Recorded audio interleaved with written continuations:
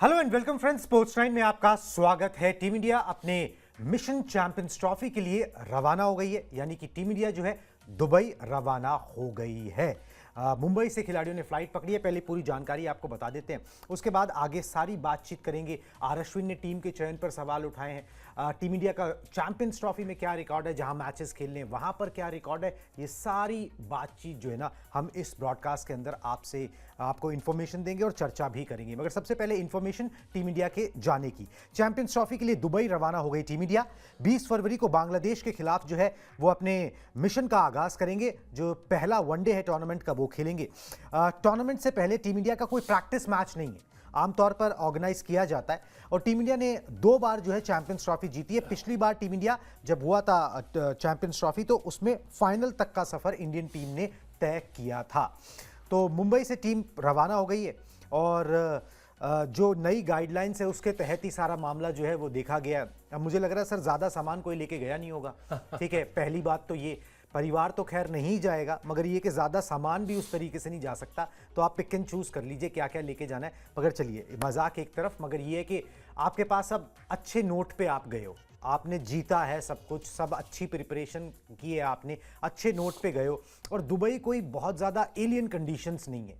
India का chance जो है इस चैंपियंस ट्रॉफी में काफ़ी ब्राइट माना जा सकता है। बिल्कुल एलियन कंडीशन नहीं है। और मुझे लगता है 15 खिलाड़ियों में से नहीं तो 7 या 8 खिलाड़ी ऐसे होंगे जिनके दुबई में अपने घर भी होंगे। हाँ, तो ये भी इसलिए मतलब अच्छी जगह है, अच्छा डेस्टिनेशन है। इन लोग का थोड़ा सा चिल मारना हो 1 हफ्ते 2 हफ्ते 3 हफ्ते तो जाके रहते हैं। ये आप भी जानते हैं, मैं भी जानता हूँ। तो एलियन कंडीशन नहीं है। दुबई अपने आप में वहां पर इतने भारतीय हैं कि उस तरह से भी वो एलियन कंडीशन नहीं है। आप चले जाइए, आपको वहां पर हिंदी बोलने वाले ज्यादा सुनाई देंगे किसी और भाषा में बात करने वालों के मुकाबले। तो एलियन कंडीशन तो बिल्कुल नहीं है। रही बात वो जो मायूसी थी, वो जो शोल्डर्स डाउन थे, वो जो चेहरे सबके मुरझाए हुए थे, वो चाहे न्यूजीलैंड सीरीज की हार रही हो, उससे पहले श्रीलंका में हारे थे, फिर बॉर्डर गावस्कर ट्रॉफी में जिस तरह से हारे, तो कुल मिला जुलाकर वो जो हार थी, उस हार का एक ब्रेक भी लगा है उस पे। आपने T20 सीरीज जीती और अच्छे मार्जिन से जीती। वहां भी कोई ये नहीं था कि मतलब आप लास्ट मिनट तक लड़खड़ा रहे हो। वनडेज में 3-0 से आपने इंग्लैंड को हराया।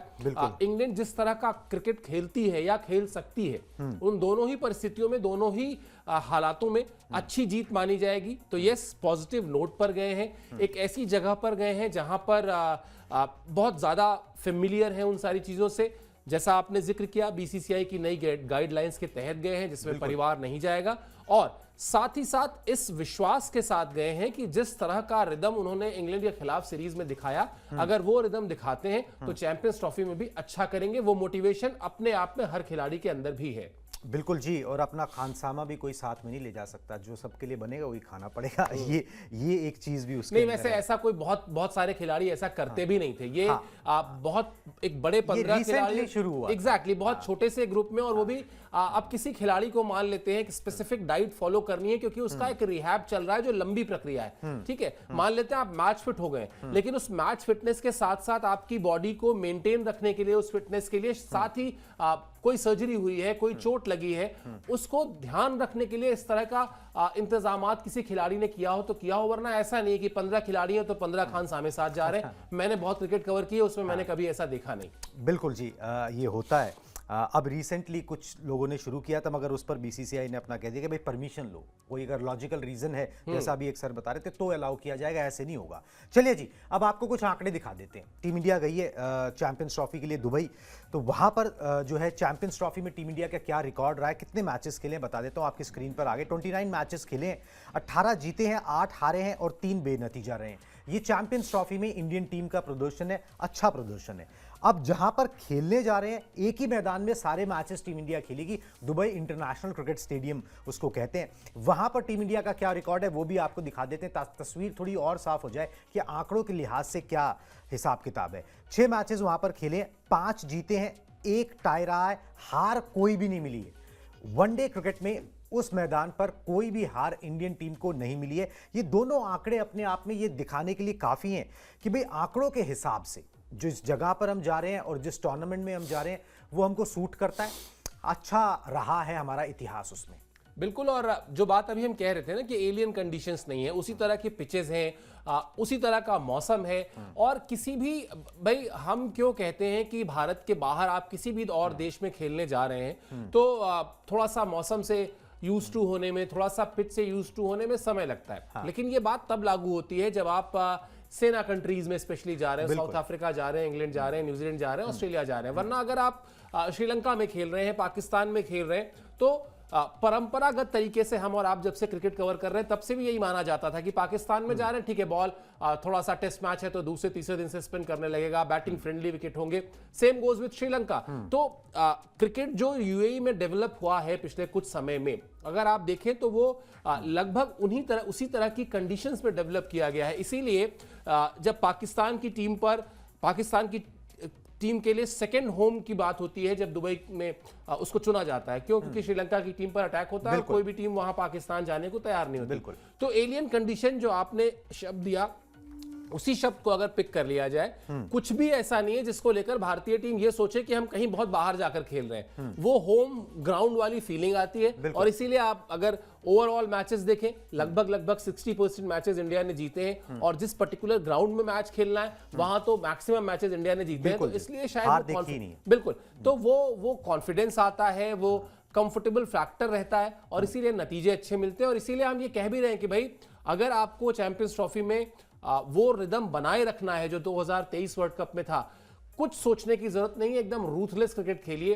बिल्कुल एकदम कोई किसी के ऊपर दया या किसी को हल्के में लेने की जरूरत नहीं है। बांग्लादेश, पाकिस्तान, न्यूजीलैंड तीनों को हराइए, आपका कॉन्फिडेंस लौटेगा। और साथ ही साथ आप आईसीसी चैंपियंस ट्रॉफी ही होती है, उसको जीत कर लाएं तो वो जो मायूसी है पिछले कुछ दिनों की, वो भी मतलब ठीक ठाक पीछे चली जाएगी। बिल्कुल जी, मिनी वर्ल्ड कप इसको कहा जाता है और उसी तरीके से जो है टीम इंडिया उसी मानसिकता के साथ गई है। अब वैसे अच्छा करने के लिए ना एक बैलेंस साइड होनी बहुत ज़रूरी है, मगर ये आर अश्विन को नहीं लग रहा है। आर अश्विन को लग रहा है कि हमने थोड़ा सा डिसबैलेंस कर दिया। क्या बोला उन्होंने, पहले वो बता देता हूँ, उसके बाद चर्चा करेंगे। दिखाएं जी कोट प्लेट। मुझे समझ नहीं आ रहा कि हम दुबई में इतने स्पिनर क्यों ले जा रहे हैं। 5 स्पिनर और जायसवाल को बाहर बैठा दिया। मुझे पता है कि एक दौरे पर हम 3 या 4 स्पिनर ले जाते हैं, मगर दुबई में 5 स्पिनर मुझे समझ नहीं आया। मुझे नहीं लगता कि कुलदीप यादव टीम में मुझे नहीं लगता है कि कुलदीप यादव टीम में आएंगे। इसमें कोई संदेह नहीं है। ऐसे में आप वरुण के लिए टीम में कैसे जगह बनाएंगे?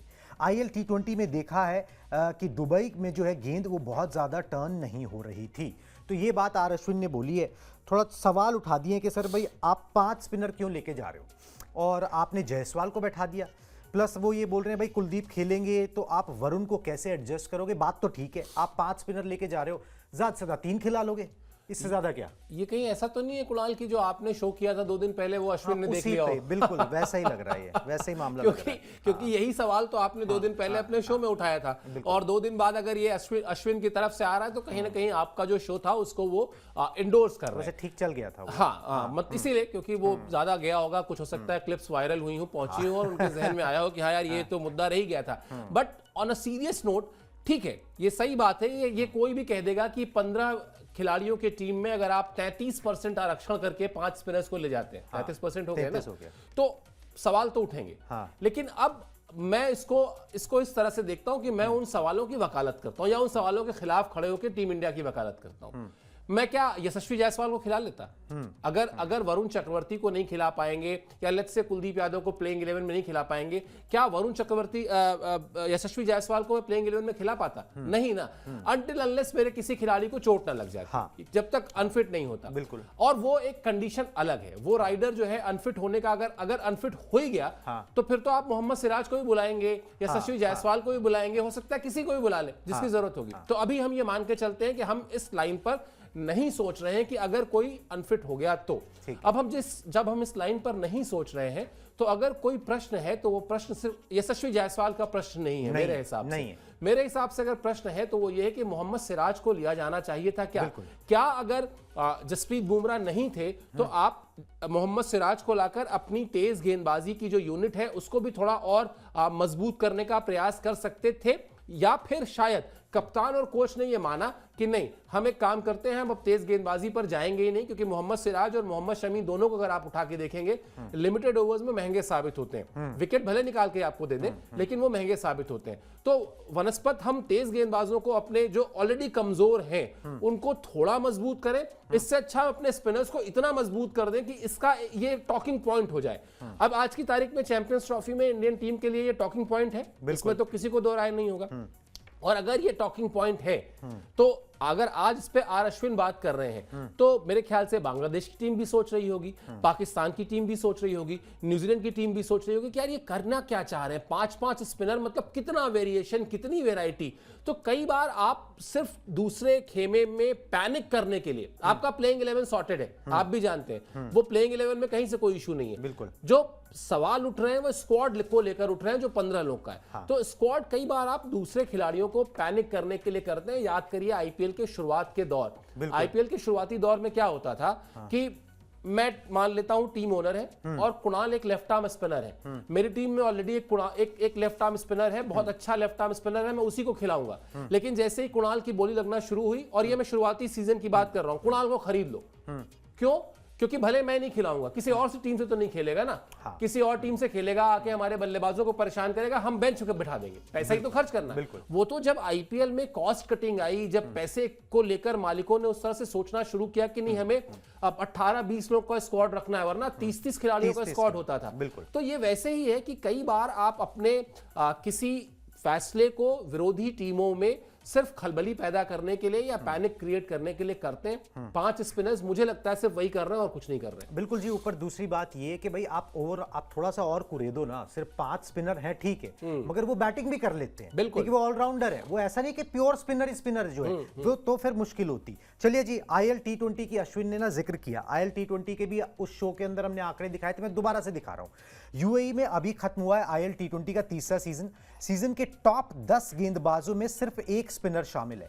आईएल T20 में वनिंदु हसरंगा वो स्पिनर हैं जो टॉप 10 में शामिल थे, 10वें नंबर पर, 9 मैचेस में 12 शिकार किए। 2021 T20 वर्ल्ड कप में स्पिनर्स का जलवा जरूर देखने को मिला था, मगर तब से लेकर अब तक जो है ना पिचेस काफी बदल गई हैं, क्योंकि अब लीग भी जो है वो यूएई में शुरू होगी, तो विकेटें थोड़ी पाटा हो गई हैं। शायद सिलेक्टर्स ने पुराने अनुभव के आधार पर जो है ना वो टीम चुन ली। पेसर्स ज्यादा विकेट निकाल रहे हैं, स्पिनर्स कम विकेट निकाल रहे हैं अब दुबई और शारजा की पिचेस के ऊपर। तो यही पॉइंट जो है अश्विन ने भी उठाया, हमने भी थोड़े दिन पहले जो है इसको रखा था। चलिए जी, कोई बात नहीं, वेल टेकन, इस पे हमने डिस्कशन भी कर लिया।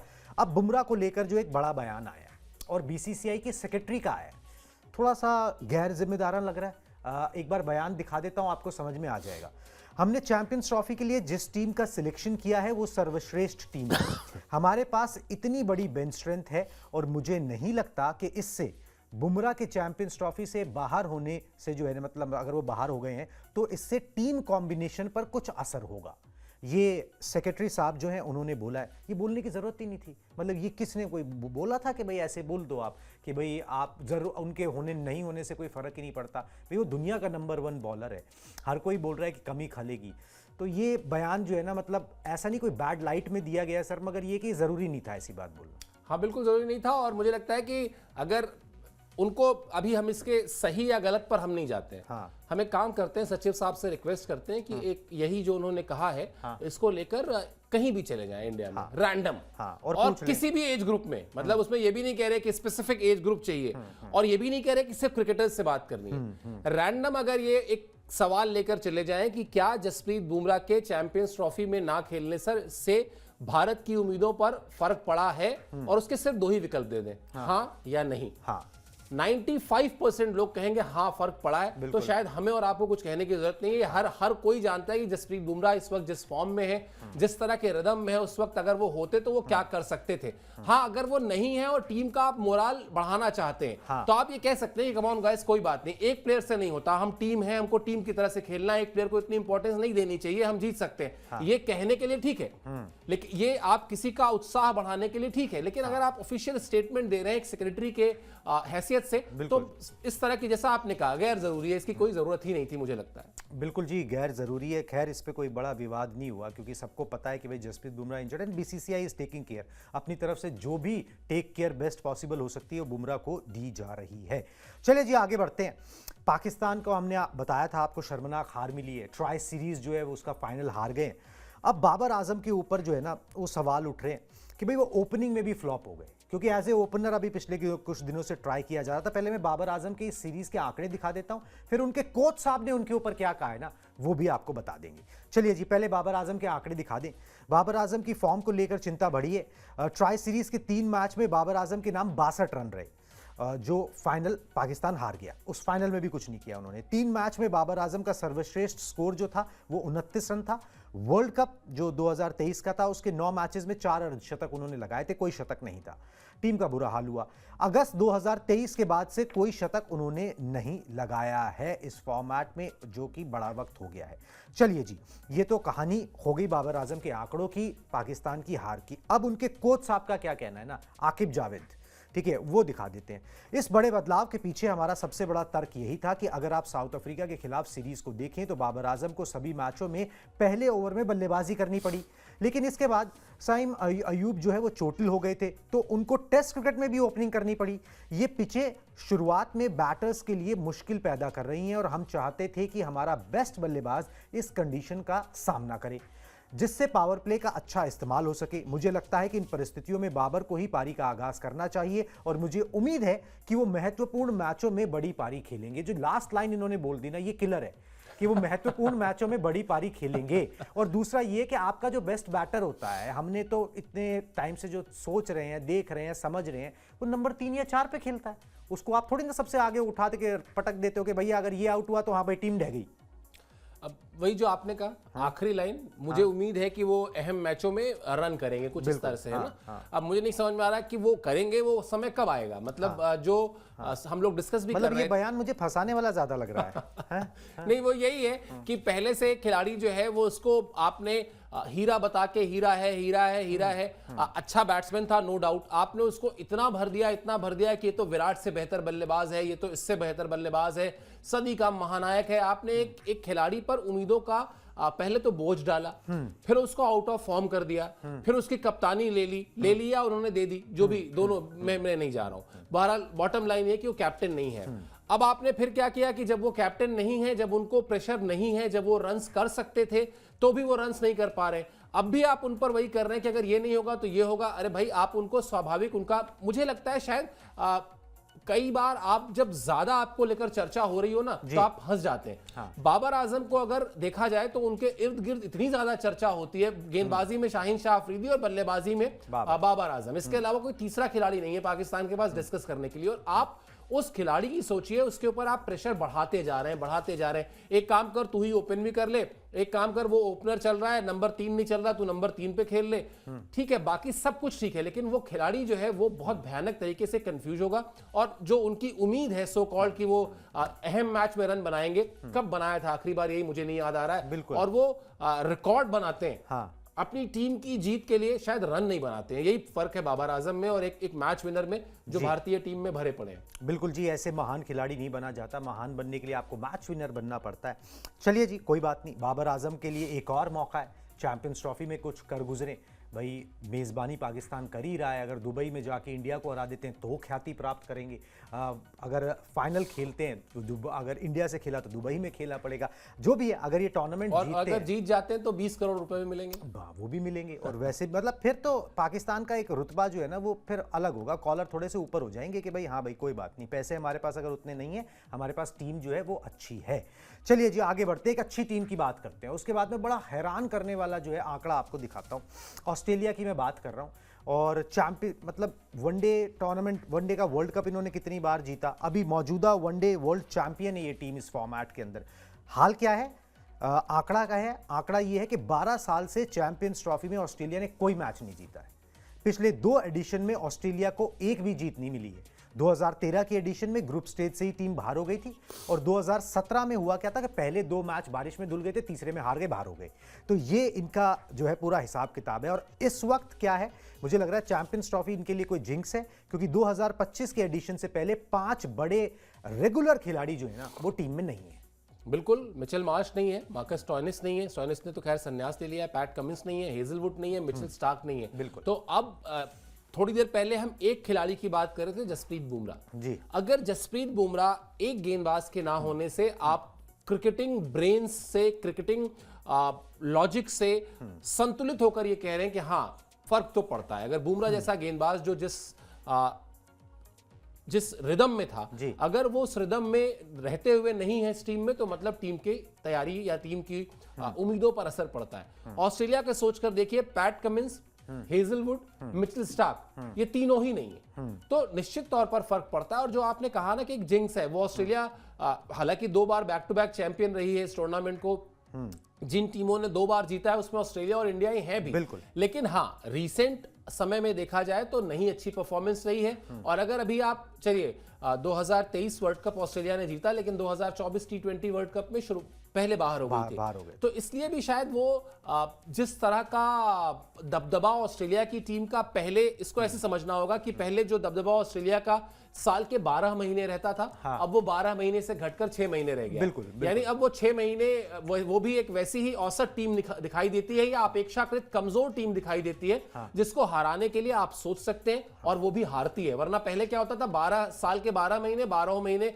किस टीम की बादशाहत है, बोले साहब ऑस्ट्रेलिया की। वो समय अब नहीं है। बिल्कुल जी, वो समय अब नहीं है। टीम इंडिया के लिए अच्छी बात है, आपकी अगर जो भी 8 तो टीमें हैं भाई, अगर जो भी कोई 2-3 कमज़ोर हो जाती हैं तो टीमें, तो आपके लिए तो फ़ायदा ही है। मगर फिर भी मैच तो खेलना पड़ेगा, मैच जीतना पड़ेगा, कोई तो 11 उतरेंगे। और ऑस्ट्रेलिया को कभी भी आप डिस्काउंट करके नहीं चल सकते। स्टीवन स्मिथ जो है कैप्टनसी करते हुए नजर आएंगे। टीम इंडिया हमने आपको बता दिया रवाना हो चुकी है दुबई के लिए। दुबई में प्रैक्टिस करेगी, इंट्रा स्क्वाड मैचेस अपने कुछ वो लोग खेलेंगे और उसके बाद 20 तारीख से अपने अभियान की जो है ना शुरुआत करेंगे। चैंपियंस ट्रॉफी 19 से शुरू हो जाएगी। टीम इंडिया का पहला मुकाबला 20 तारीख को है। इस ब्रॉडकास्ट में अभी बस इतना ही। Tata, bye bye.